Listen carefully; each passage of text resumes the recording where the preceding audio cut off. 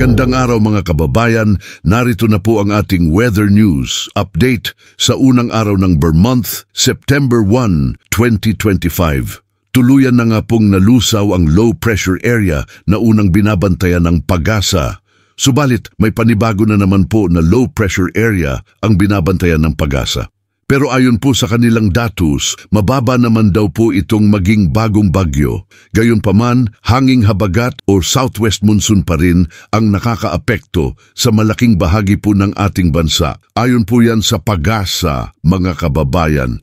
Kaya asahan pa rin po natin ang mga kalat-kalat na pag-ulan sa ilang bahagi po ng ating bansa ngayong araw. Narito po ang mga lugar kung saan makararanas ng mga pag-ulan o minsan malalakas na pag-ulan ang kanilang mararanasan.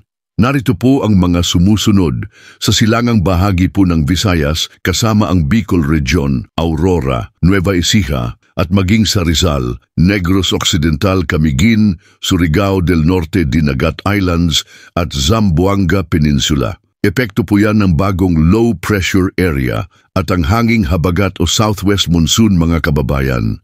Samantala, narito naman po ang mga lugar na makararanas rin ng mga pag-ulan o localized thunderstorm dulot pa rin ng hanging habagat.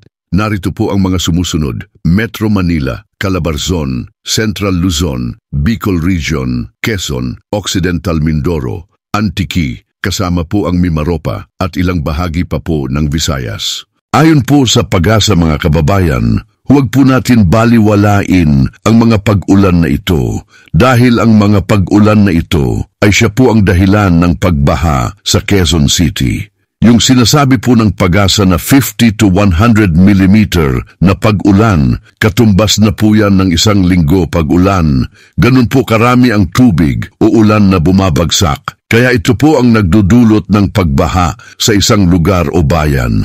Kaya lagi pong paalaala ng PAGASA sa ating lahat, mag-ingat, maging alerto sa banta ng mga pagbaha sa mga pagguho ng lupa, lalong-lalo na tuwing magkakaroon ng malalakas na pag-ulan sa inyong mga lugar.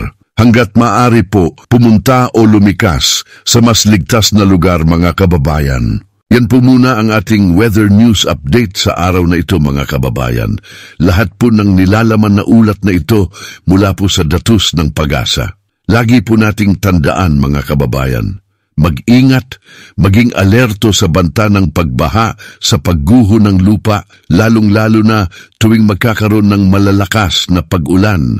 Hanggat maaari po, pumunta o lumikas sa mas ligtas na lugar. Sa mga naghahanap po ng flashlight, kapote at payong, pwede po kayo bumili through online mga kababayan. Click nyo lang po yung product link na makikita nyo sa inyo pong screen at automatic na po kayong mapupunta sa online shop para maka-order. Muli po mga kababayan, huwag niyo pong kalimutang mag-like, i-share at higit po sa lahat mag-subscribe sa channel na ito para lagi po kayong updated sa magiging lagay ng panahon sa ating bansa.